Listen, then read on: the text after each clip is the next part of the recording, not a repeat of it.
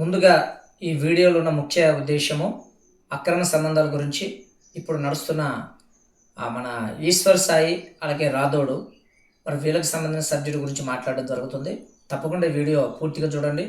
మరి అలాగే మీరు లైక్ చేయండి, షేర్ చేయండి, సబ్స్క్రైబ్ కూడా చేయండి. అందరికీ నమస్కారం. ముఖ్యంగా బాసింగాలనే సాంగ్తో ఫేమస్ అయిన ఈశ్వర్ సాయి రాథోడ్ గారు అక్రమ సంబంధం గురించి సోషల్ మీడియాలో చాలా వరకు ట్రెండింగ్ అవుతుంది.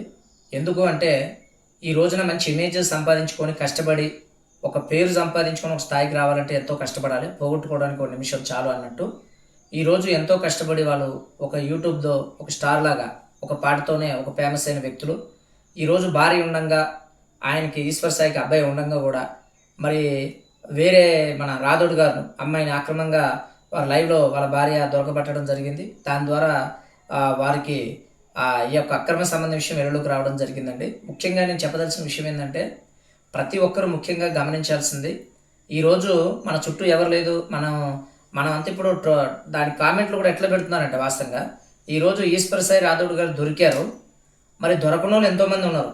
మరి వాళ్ళ పని ఏంటి అంటే దొరికితే దొంగ, దొరకపోతే అందరూ దొరలే అన్నట్టు. దయచేసి ఆ అమ్మాయి జీవితం ఆగం చేసిందా, అమ్మాయి జీవితం ఆ అబ్బాయి జీవితం అమ్మాయి ఆగం చేసిందా అన్నది మనం చూద్దాం, దాని గురించి మాట్లాడుకుందాం. అయితే ఇప్పుడు వాళ్ళ భార్య అనేది ఏంటంటే నా భర్త అమాయకుడు, నా భర్తని నాశనం చేసింది అనే మాట మాట్లాడడం అది చాలా వరకు కరెక్ట్ కాదండి. ఎందుకు అంటే ఇద్దరిది తప్పు ఉంది, ఇద్దరిది పొరపాటు ఉంది. అందులో ఒక పేమ్ కోసం కష్టపడి రాత్రి పగలు ఒక పేరు రావడం అంటే మామూలు విషయం కాదండి. అది వచ్చిందని కాపాడుకోకుండా ఎమ్మడే కళ్ళు నెత్తికెక్కి సొసైటీ ఏమనుకుంటే ఏమైందో అని లేదనుకుంటా ఆ ఒక ఊహలో ఉండి ఇలాంటి చేయడం అన్నది చాలా బాధాకరం. దీని గురించి చాలా వరకు నేను ఈ యొక్క వీడియో తీసి పెట్టాలన్నదే మనకి ఒక ఉద్దేశంతో పెట్టడం జరుగుతుంది. దయచేసి చూడండి.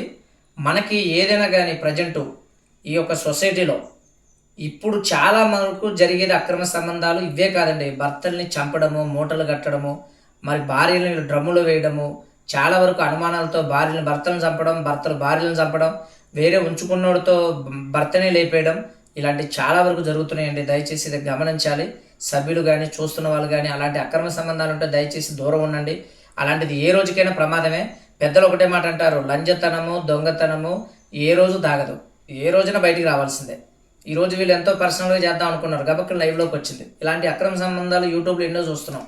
వాళ్ళు లైవ్లో రూమ్లో దొరకబట్టడము, ఇంట్లోకి వెళ్ళి దొరకబట్టడం ఇలాంటివి మనం చూస్తూనే ఉన్నాం. ఇప్పటికన్నా చాలామంది ఇవి చూస్తూ ఇంకా అలాగే చేయాలని తయారవుతున్నారు తప్ప దాని నుంచి బయటపడాలి. మనకి పిల్లలు ఉన్నారు, మనకో ఫ్యామిలీ ఉంది, మనకో కుటుంబం ఉంది, సొసైటీలో పేరు సంపాదించుకోవడం ఈ రోజున